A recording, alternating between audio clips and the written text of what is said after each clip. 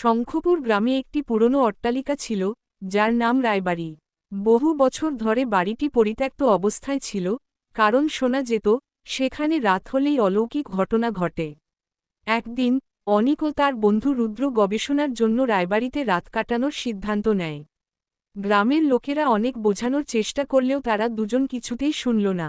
রাতে ঘড়ির কাঁটা 12টায় পৌঁছানোর সঙ্গে সঙ্গে অদ্ভুত শব্দ শোনা গেল। কোথাও যেন কারো কান্না ভেসে আসছে। তুমি এটা শুনতে পাচ্ছ?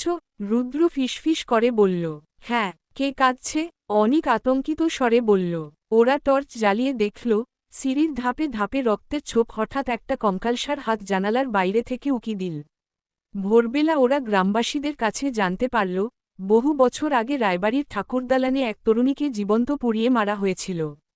তখন থেকে পূর্ণিমার রাতে তার আত্মা কান্নাকাটি করে আর বাড়ির চারপাশে ছায়া ঘুরে বেড়ায়। অনিক আর রুদ্র আর দেরি করল না। তারা সেখান থেকে বেরিয়ে এলো, কিন্তু তাদের মনে ভয়ের ছায়া থেকে গেল। গ্রামবাসীরা বলে, রায়বাড়িতে যারা যায় তারা কখনো আগের মতো ফিরে আসে না।